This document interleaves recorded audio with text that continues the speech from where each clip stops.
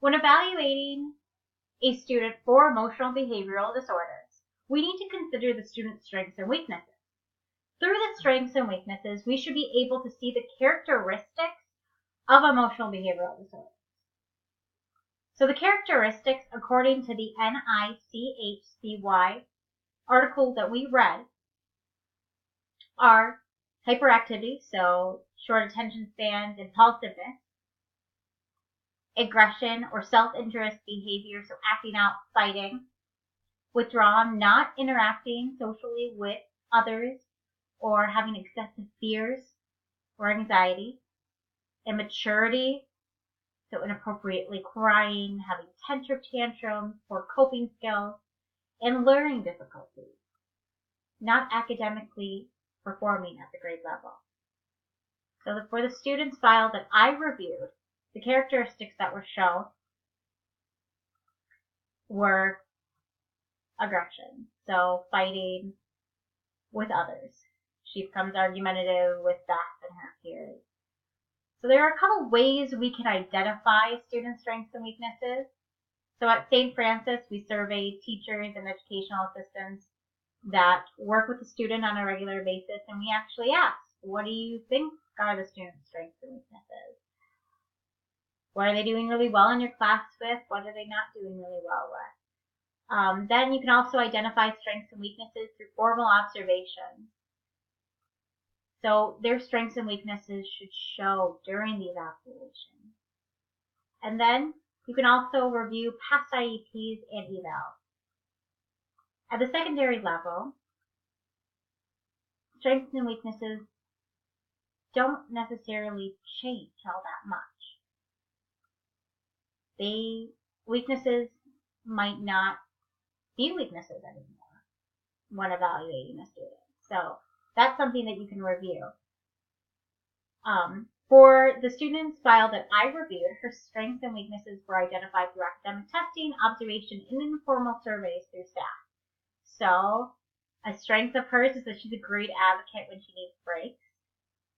And some other strengths that were identified through academic testing is she did really well on spelling and word identification on the Woodcock-Johnson. Some areas of weakness that were identified through this evaluation was math calculation. And then it was also identified that she struggles with executive functioning skills. So these strengths and weaknesses need to be taken into consideration when evaluating a student for emotional behavioral disorders. We need to think about where are the weaknesses and what can we assist with? What are the aids that we can put into place? Does the student need to be placed in a small group math class if they struggle with math calculation? What do we need to do as special ed teachers? So these strengths and weaknesses are important to take into consideration. The eligibility process. So IDEA defines emotional behavioral disorders as a condition exhibiting one or more of the following characteristics over a long period of time to mark degree that adversely affects the child's educational performance. So an inability to learn that cannot be explained through intellectual, sensory, or health factors, the inability to build or maintain satisfactory interpersonal relationships with peers and teachers, an inappropriate type of behaviors or feelings under normal circumstances, a general pervasive mood of unhappiness or depression, a tendency to develop physical symptoms or fears associated with personal or school problems. So these behaviors must be shown for 6 months. Or there's a sudden onset. So before the 6 months and before the student even qualifies for emotional behavioral disorders, there needs to be a pre-referral process. So the pre-referral process involves 6 stages where a team meets. So there needs to be initial concern about the student's progress.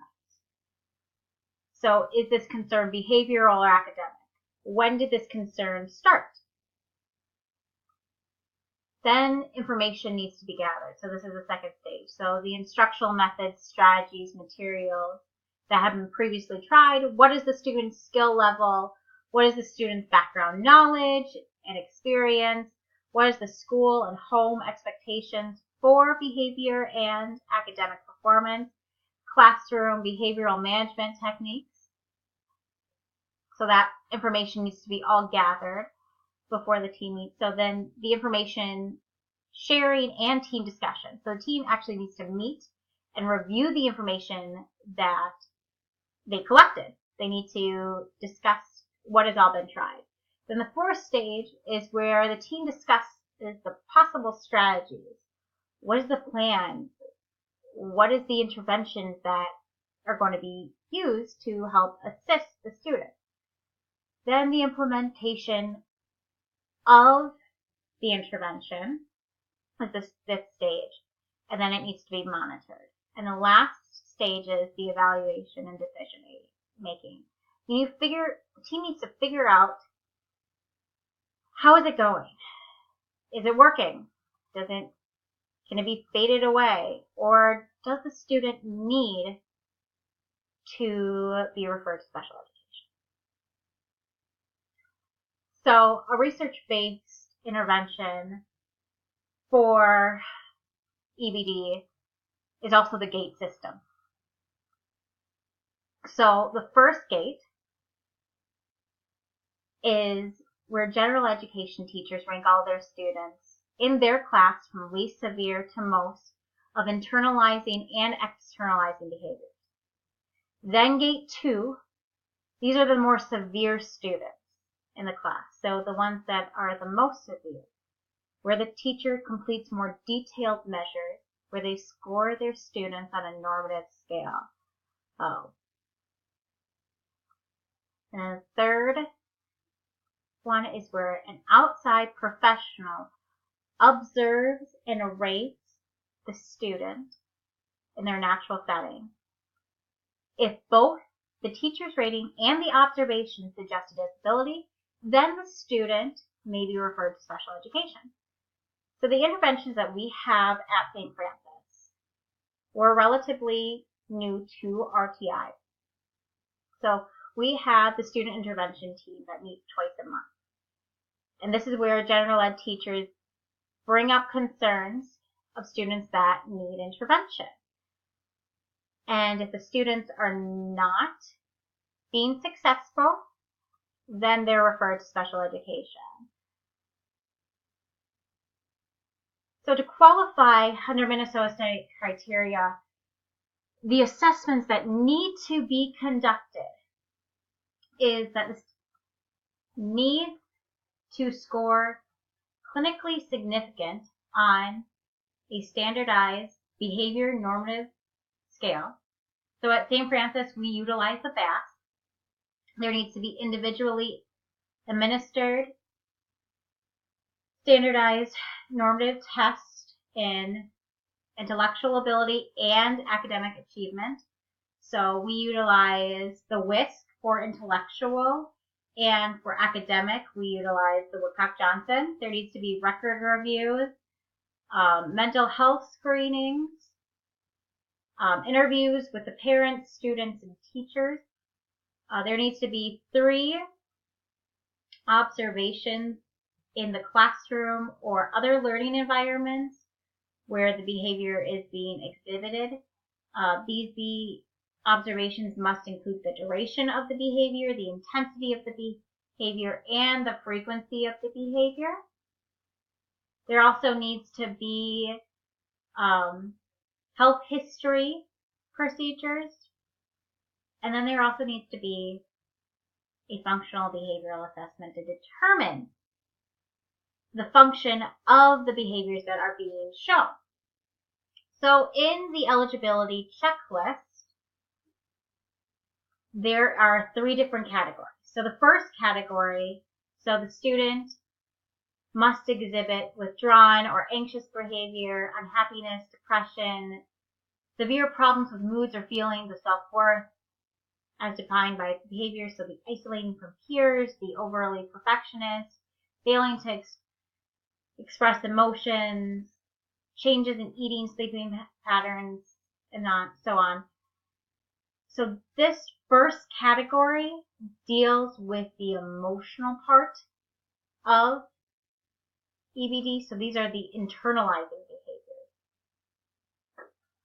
The second category where a student could qualify for emotional behavioral disorders is the unusual behavior patterns, the atypical communication styles, or distorted interpersonal relationships. So the reality distortion of normal development or fantasy and play or talk, inappropriate laughter, crying, sounds or language, self-mutilation, rigid, ritualistic patterns. So these are the external behaviors. So these are the behavioral parts. These are the behaviors we can see.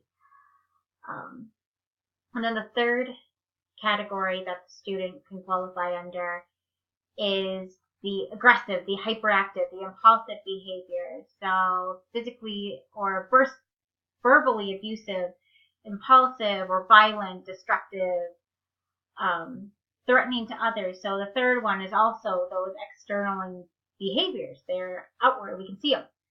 So a student must qualify under at least one of these categories, and also must be adversely affecting the student's education.